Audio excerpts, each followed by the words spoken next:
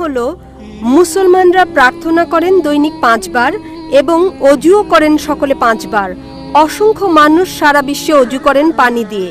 বিশ্বজুড়ে যেহেতু পানির সমস্যা, আমার মনে হয় মুসলমানগণ প্রচুর পানি অপচয় করেন এভাবে।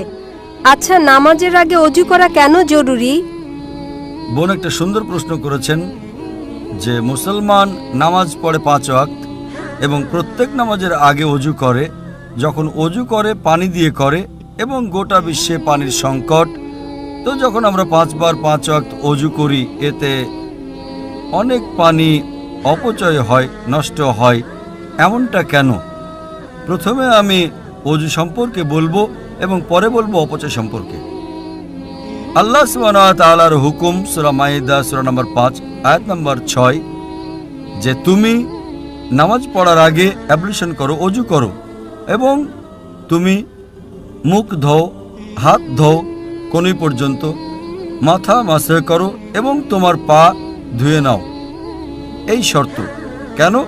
কেননা আমরা চাই যে যখনই আমরা আল্লাহ সুবহানাহু ওয়া তাআলার ইবাদত করি, খোদার ইবাদত করি, আমরা চাই যে আমরা পবিত্র হয়ে যাই। যদি আমি আপনাকে বলি বোন, অজুর পানি আমাদের আল্লাহর রাসূল বলেছেন, এক ব্যক্তি একবার একজন মানুষ প্রবাহমান নদীতে অজু করছিল এবং আল্লাহ রাসূল বললেন, তুমি যেভাবে অজু করছো এতে পানি অপচয় হয়ে যাচ্ছে। ওই ব্যক্তি বলল, হে রাসূল, আমি তো প্রবাহমান নদীতে অজু করছি, তো পানি কিভাবে অপচয় করব?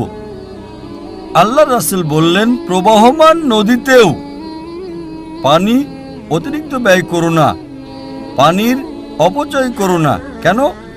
তার কারণ এই যে যখন তোমার অভ্যেস হয়ে যাবে বেশি পানি দিয়ে অজু করা, যখন তুমি ঘরে অজু করবে তখনও তুমি বেশি পানি অপচয় করবে। তো অপচয় করা, এমনকি অজুর সময়ও, অজুর সময় বেশি পানি ব্যবহার করা অপচয় এবং এটা অন্যায়। আপনি যখন দেখেন যে অজু করার জন্য, বোন আমার উত্তর কি শুনছেন না আপনি? জি, শুনছি। আমি জিজ্ঞেস করতে চাই যে আপনি প্রতিদিন গোসল করেন? জি স্যার। প্রতিদিন গোসল করেন? জি। অজু করার জন্য অজু আপনি 1 ঘট পানি দিয়েও করতে পারেন, 1 ঘট, 1 ঘট। ঠিক আছে। তো করেন, এবং আমি অনেকবারই করেছি ব্যক্তিগত ভ্রমণ করার সময়। 1 ঘট পানি 5 বার অজু করার জন্য 5 ঘটেই হয়ে যায়। আনুমানিক 1 লিটার পানি যথেষ্ট। গোসলে আপনার কয় লিটার পানি লাগে বোন? কখনো মাপিনি। একটা আনুমানিক 1 বালতি, 2 বালতি, 1 বালতি তো লাগেই। জি। 1 বালতি পানি মানে 20-25 লিটার। তো আমি আপনাকে বলবো যে এতে অনেক পানি অপচয় হয়। তাই আপনি বোন দৈনিক গোসল না করে শুধু মাসে 1 বার গোসল করবেন, মানবেন এটা? না। আপনি বলবেন, ভাই এই যে পানি প্রায় মানুষ 3 বালতি ব্যবহার করে, 4 বালতি ব্যবহার করে, ভাই আমাকে পরিষ্কার পরিচ্ছন্ন থাকতে হবে এবং আমি প্রতিদিন গোসল করতে চাই। আমিও আলহামদুলিল্লাহ প্রতিদিন গোসল করি, কখনো 2 বারও করি। তো এইভাবেই আপনি গোসল করতে চান নিজের শরীরকে পরিষ্কার রাখার জন্য। আমরা যখন আল্লাহ সুবহানাহু ওয়া তাআলার সামনে ইবাদত করি তো গুরুত্বপূর্ণ শরীরের যে অংশ সেগুলো আমরা পরিষ্কার করি, যাতে আমরা আমাদের প্রতিপালকের সামনে, আমরা আমাদের ঈশ্বর খোদা আল্লাহর সামনে যখন উপস্থিত হই আমরা চাই যে পরিষ্কার থাকি।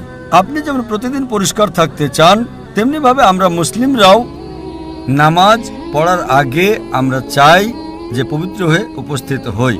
তার সাথে আমরা গোসলও করি।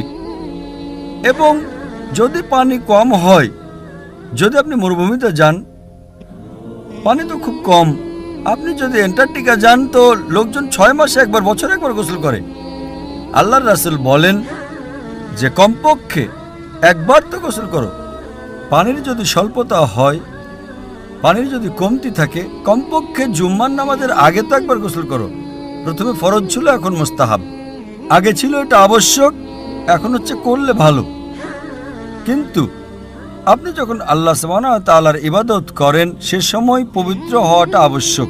এই জন্যই আমাদের যিনি সৃষ্টিকর্তা, আমাদের যিনি ঈশ্বর, যিনি আমাদের পালনকর্তা, আমরা তার সামনে পবিত্র হয়ে আসতে চাই। এজন্য আমরা ওযু করি এবং তার সাথে সাথে একটা মানসিক প্রস্তুতিও রয়েছে। আমি আমার আলোচনায় মানসিক প্রস্তুতি নেওয়ার কথা বলে থাকি। আমরা মানসিকভাবে প্রস্তুতি নেই। আমরা এখন আমাদের খোদার কাছে ইবাদত করতে যাচ্ছি, এটা মানসিক প্রস্তুতি।